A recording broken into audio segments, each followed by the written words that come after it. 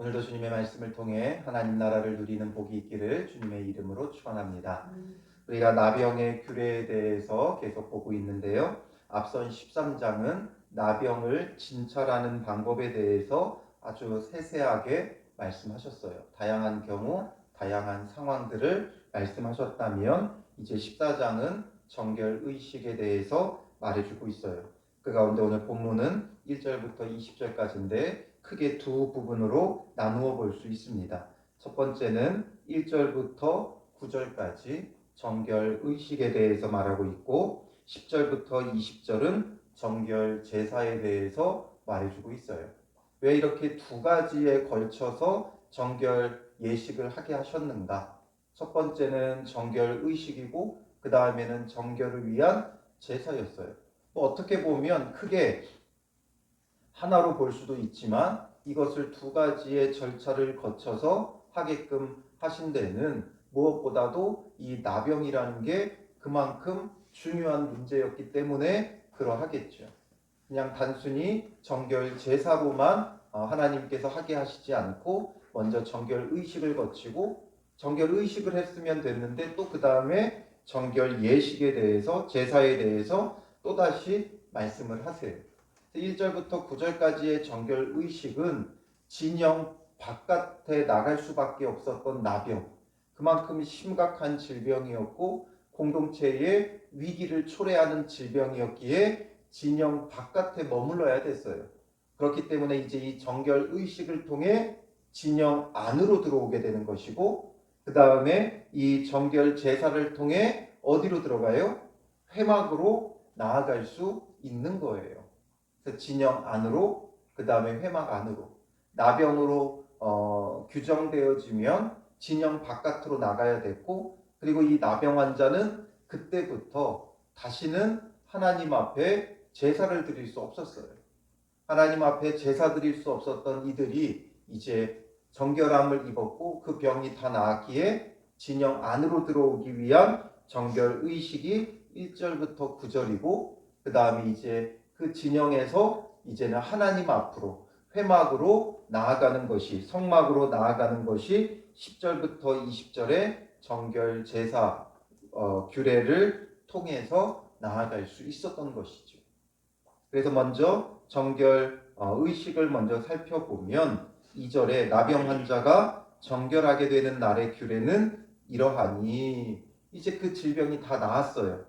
그러면 곧 그 사람을 제사장에게로 데려갈 것이요 제사장은 진영에서 나가 진찰할지니 제사장이 진영에서 나갔어요. 무조건 진영 안으로 들어오는 게 아니라 일단은 진영 밖에서 제사장이 나가서 그를 진찰하는 거죠.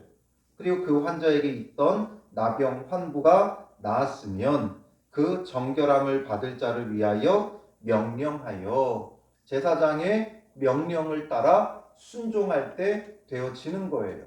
결국 우리의 정결 거룩함이라는 것은 주님의 명령에 순종할 때 되어지는 거예요.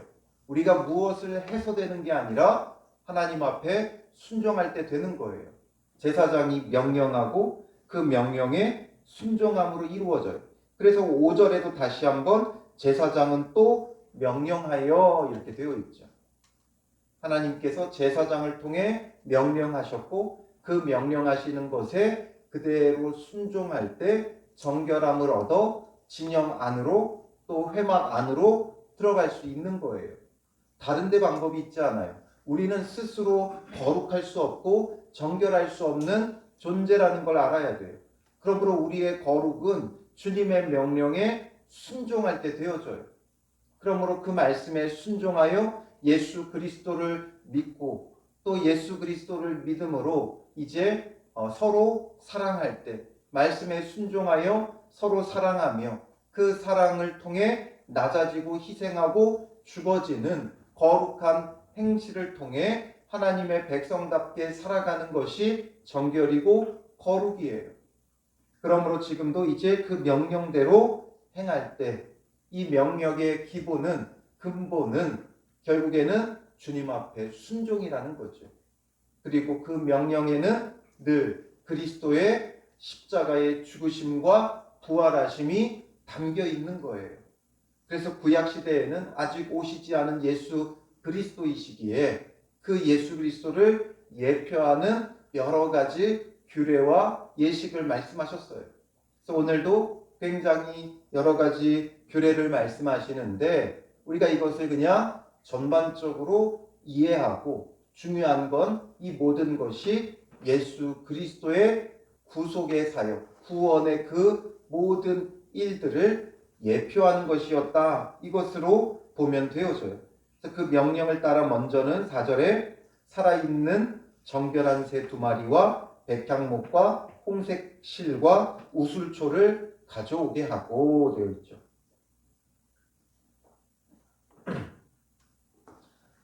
이것이 정확히 뭐 1대1적으로 이거는 무엇이다, 이것은 무엇이다 라고 우리가 말하기는 쉽진 않아요.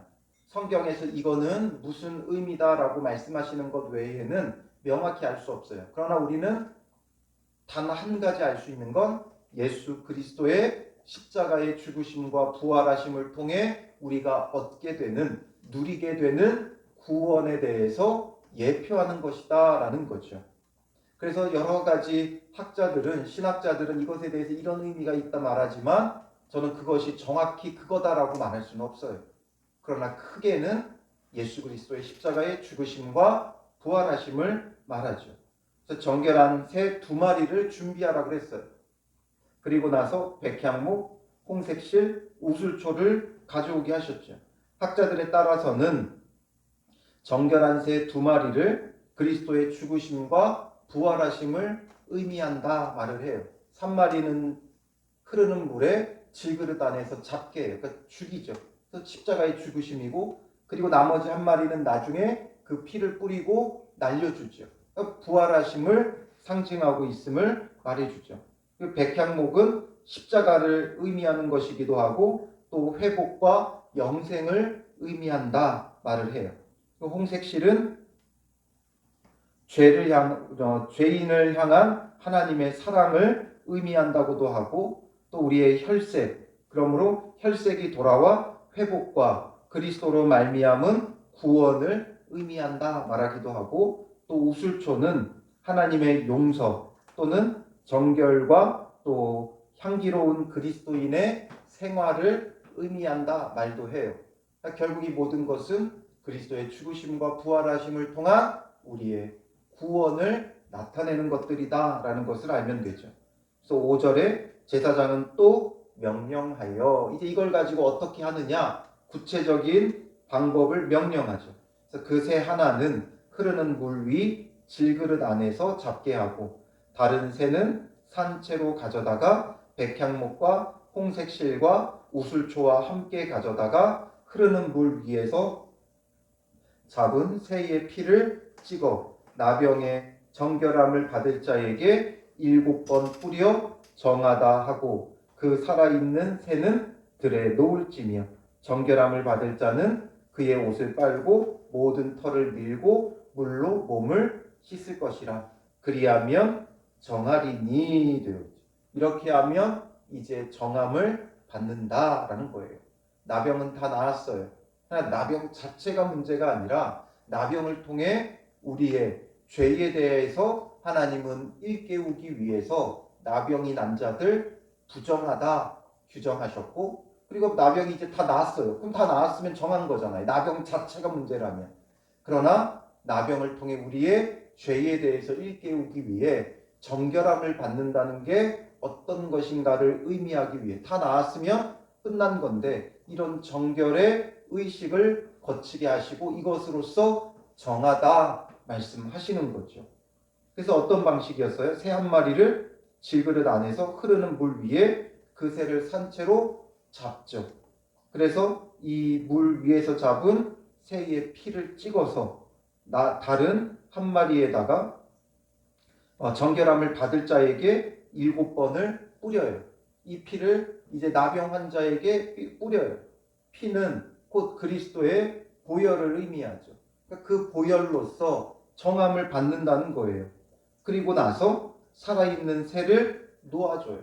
이 새는 이제 새롭게 생명을 얻어 날아가죠.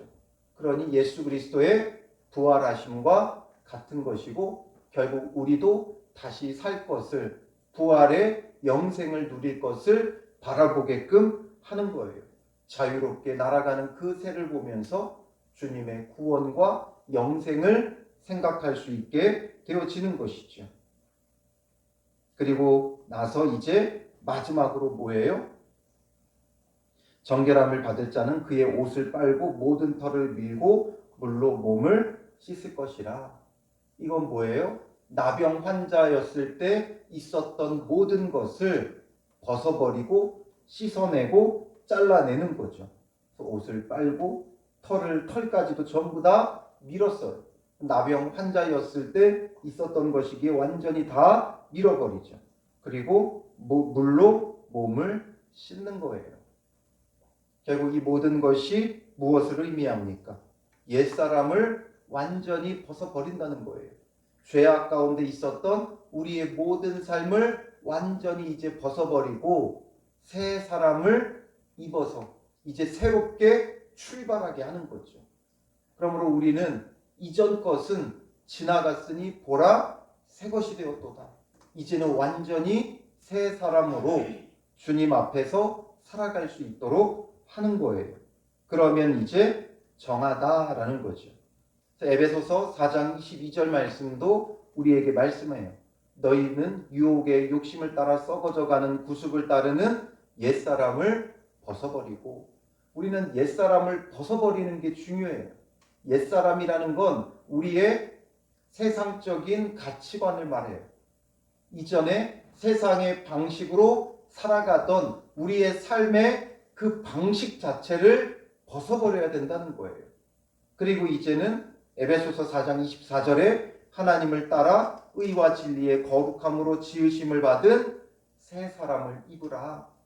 새 사람을 입으라는 거죠.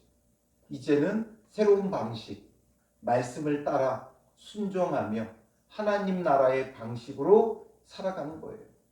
이전에는 우리가 세상의 방법, 세상의 방식으로 살아갔죠. 그러나 이제는 세상의 방식을 벗어버리고 하나님의 방식으로 살아가야 한다 이거죠. 이렇게 새로운 방식을 가지고 어디로 들어와야 돼요? 진영 안으로 이제는 들어오는 거죠. 새로운 방식. 우리가 구원받았다는 건 이제 옛사람을 완전히 벗어버린다는 거예요.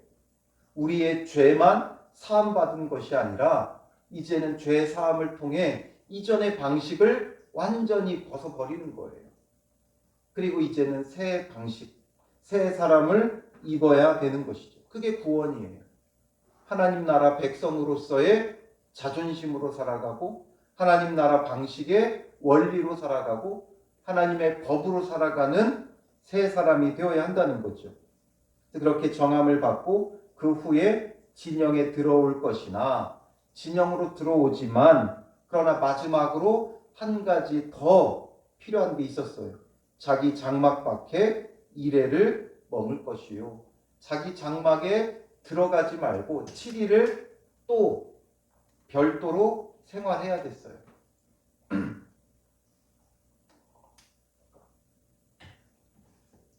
아직 자기 장막, 자기 집에 들어갈 수 없었어요.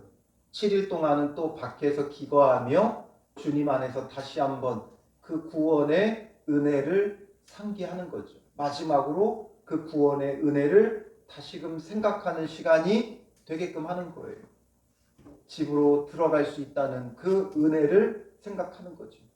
진영 밖에 내몰려야 했던 인생에서 진영 안에 들어와 이제 이 구원의 은혜를 상기하며 집으로 들어갈 날을 고대하게끔 만드는 거죠. 이거는 이제 영생에 들어가기 전을 의미하는 거예요. 우리도 구원받고 이제 영생을 얻었지만 천국에서 영생을 누릴 그걸 이제 바라보고 기대하듯이 집에 들어갈 것을 바라보고 기대하는 거죠. 그리고 나서 일곱째 날에 이런 정결 의식을 통해 진영 안으로 들어와 장막에 들어가기 전에 7일을 또 머물고 그리고 나서 이제 일곱째 날에 그는 모든 털을 밀되 머리털과 수염과 눈썹을 다 밀고 그의 옷을 빨고 몸을 물에 씻을 것이라. 그리하면 정하리라. 다시 한번 모든 털을 밀고 옷을 빨고 몸을 씻어야 했어요.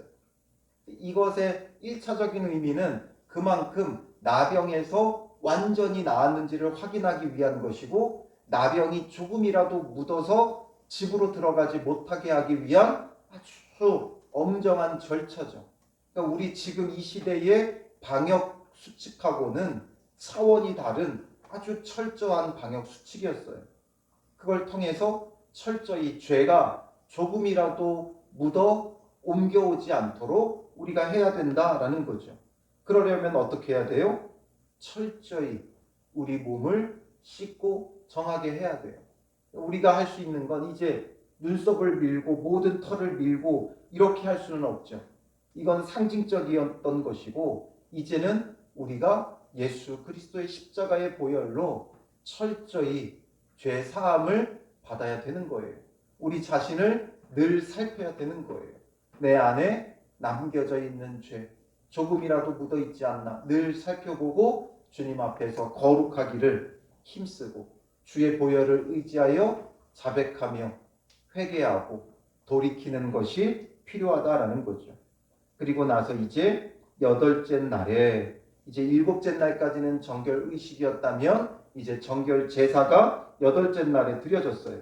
이 정결 제사를 위해서 10절에 보면 어린 순양 2마리, 1년 된 흠없는 어린 암양 1마리, 또 고운 가루 10분의 3 에바, 그리고 기름 섞은 소재물, 그리고 기름 한 록을 취할 것이다 말하고 있죠.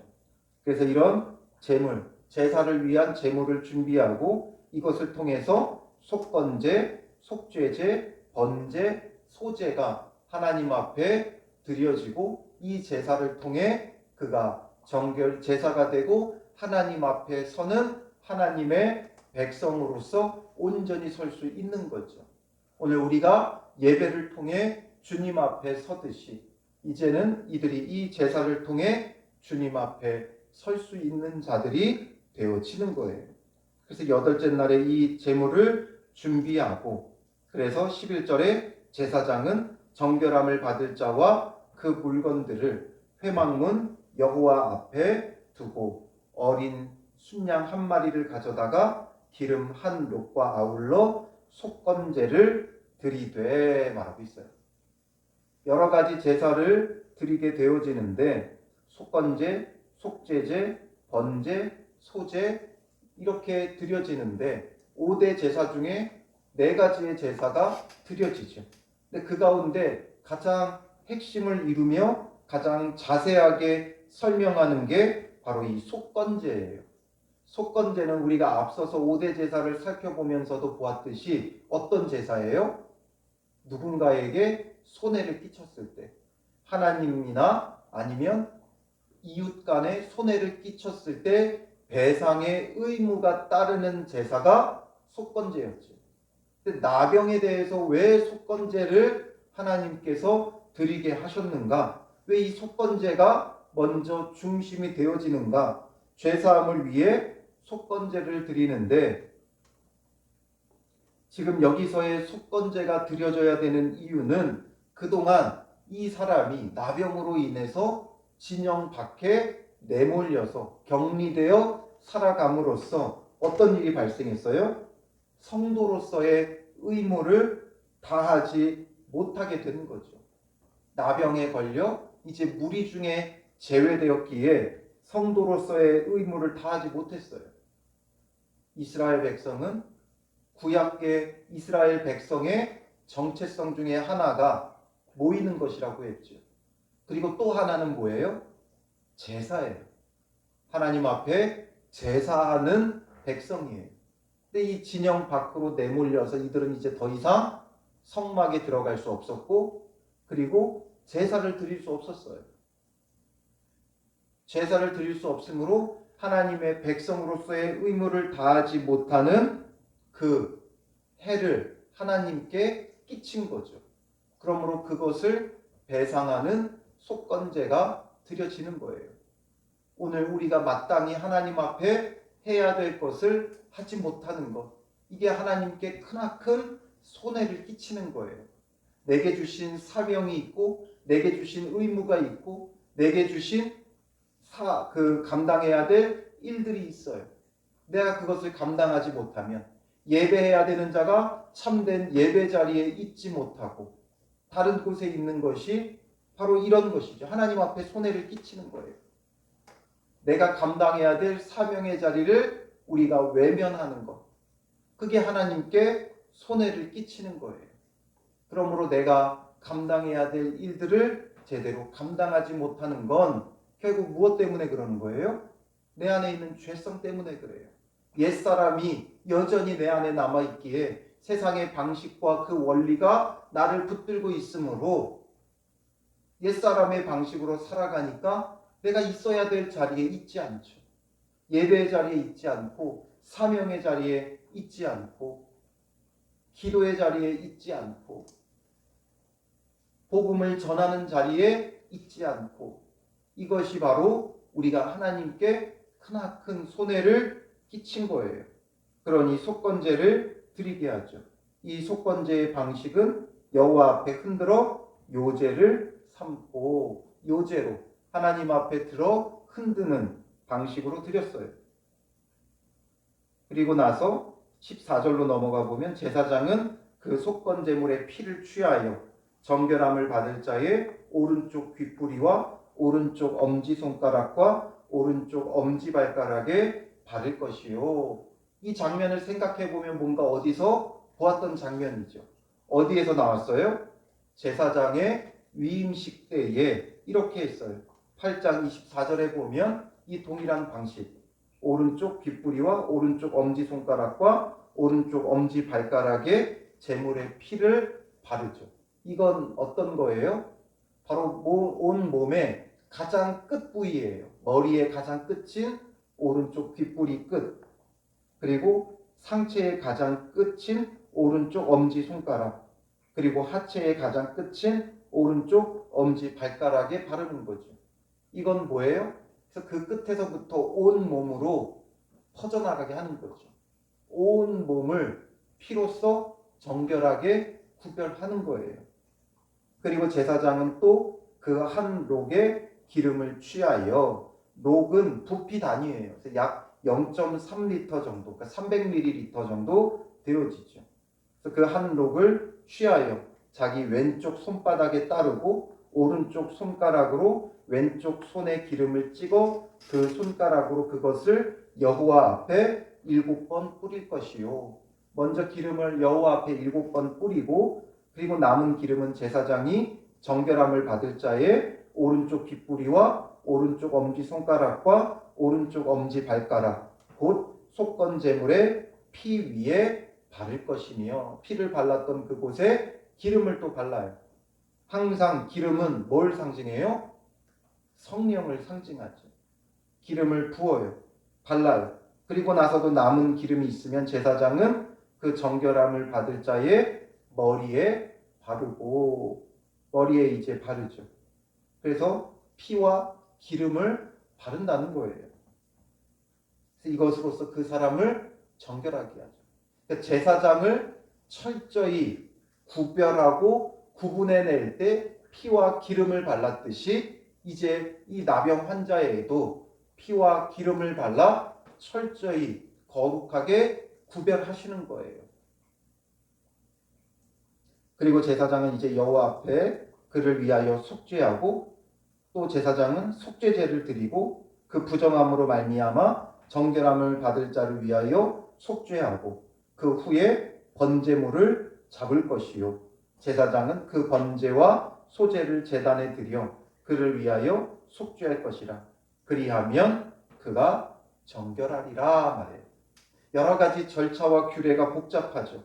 그러나 결국 이것을 통해 하고자 하는 목적은 어디에 있어요? 그리하면 그가 정결하리라. 하나님은 우리가 정결하기를 원하신다는 거예요. 그래서 이러하면 정하다, 정결하다 이걸 말하는 거죠. 그래서 8절의 마지막에 그리하면 정하리니, 9절 마지막도 그리하면 정하리라. 그리고 20절 마지막에 그리하면 그가 정결하리라로 결론을 맺는 거예요. 결국 왜 이렇게 복잡한 규례를 주시는가? 그를 정하게 하기 원하신다는 거예요. 하나님은 오늘 우리가 정하기를 원하세요. 정결하기를 원하세요. 거룩하기를 원하세요. 우리가 어떠하기를 원하는 게 아니라 세상에 나가 성공하고 큰 뜻을 이루고 뭔가 많은 사역을 하고 업적을 남기기 원하시는 게 아니라 주님은 우리가 정결하기를 원하신다고요. 이 규례들을 복잡하지만 결국 주님께서 말씀하시는 건 뭐예요? 우리가 정결하길 원한다는 거예요. 너희가 정결하길 원한다는 거예요. 나병에서 정결하길 원한다 말씀하시는 것이고 오늘 우리에게 우리의 죄에서 정결하기를 원하신다는 거예요. 그러므로 우리의 정결을 위해 거룩함을 위해 하나님께서 이런 규례를 주시는 것은 결국 오늘 우리에게도 죄로부터 거룩한 백성으로서의 삶을 회복하라는 거예요. 나병에서 거룩한 백성으로 정결함으로 회복하길 원하듯이 우리가 이제 죄에서 정결함으로 회복하길 원하는 거예요. 규례는 복잡하지만 결국에 이 정결을 위해 필요한 핵심은 뭐예요? 물과 피와 기름이죠. 물과 피와 기름이에요. 물과 피는 십자가에서 우리를 위하여 쏟으신 예수 그리스도의 물과 피를 말하죠. 그리고 기름은 구원받은 백성에게 주시는 성령이에요. 예수님께서 약속하신 보혜사 성령이에요. 그래서 주의 피와 성령이 필요한 거예요.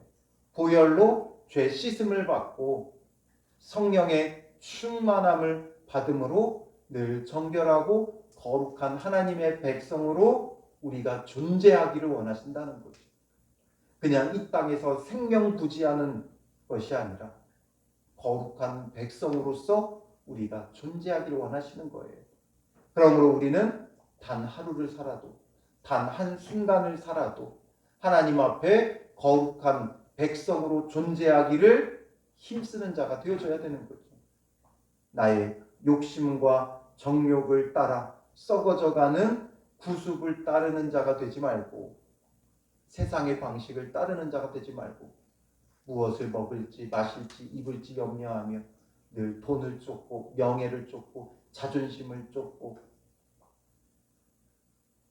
이런 방식을 벗어버리고 우리는 주님 안에서 거룩함으로 지으심을 받은 새 사람, 의와 진리를 따르는 자, 말씀에 순종하는 자로 거룩한 자로 존재하기를 힘써야 한다는 거예요. 그러므로 오늘 하루의 삶의 목적을 어디에 두어야 되겠습니까? 거룩에 두어야 되죠. 정결에 우리의 목적을 두고 가장 정결하고 가장 거룩한 것은 어떤 것인가? 내가 있어야 할 자리에 있는 거예요. 내게 주신 사명의 자리에 있는 거예요. 하나님의 백성으로서 예배의 자리에 있고 기도의 자리에 있고 말씀의 자리에 있고 또 내게 주신 사명의 자리에 있어야 하는 거죠. 여기서 벗어나는 게 죄예요. 도덕적인 개념을 넘어 이 자리에서 벗어나면 어떻게 되겠어요? 욕심을 따르게 되어 있고 악한 일을 도모하게 되어 있고 정욕을 따르게 되어 있고 죄를 범하게 되어 있는 거예요. 내가 있어야 할 자리에 있으면 우리는 범죄치 않고 거룩한 백성이 돼요. 그러므로 거룩의 목적을 두고 오늘 내가 있어야 할 자리가 어디인가를 묵상하고 적용해야 되는 거죠. 오늘 내가 있어야 할 예배의 자리가 어딘가, 기도의 자리가 어딘가, 말씀의 자리가 어딘가, 사명의 자리가 어딘가, 복음을 전하는 그 자리가 어딘가를 살펴 그 자리에서 하나님 앞에 순종하며 예수 그리스도의 피와 성령의 충만함으로 감당해 나가는 믿음의 사람들 되시기를 주님의 이름으로 축원합니다. 기도하겠습니다. 살아계신 아버지 하나님, 나병 환자가 회복되어 정결함을 잊기를 원하시는 주님의 마음을 봅니다. 죄에서 돌이키고 거룩함을 입기를 원하는 주님의 마음을 깨닫게 하시고 그러므로 오늘 하루 우리가 정결함과 거룩함에 목적을 둔 삶이 되게 하여 주시고 그러므로 내가 반드시 있어야 할 자리가 어딘지를 보게 하시고 내가 있어야 할 자리에 거하는 믿음의 사람 되게 하옵소서. 오늘도 주님을 예배하는 자리에, 기도하는 자리에, 찬양하는 자리에, 말씀을 묵상하는 자리에 있는 것을 놓치지 말게 하시고 이것으로서 나에게 주신 그 사명의 자리로 나아가는 믿음의 사람들 되게 하여 주시옵소서. 내게 주신 그 사명의 자리에서 주신 사명 말씀에 순종하며 감당하게 하옵소서. 이를 감당할 능력이 없사오니 예수 그리스도의 십자가의 보혈로 우리를 씻어 정하게 하여 주시고 성령으로 충만하게 하여 주셔서 능히 감당할 수 있는 있어야 할 자리를 찾아 나아가는 믿음의 사람 되게 하여 주실 줄 믿사오며 예수님의 이름으로 기도합니다. 아멘.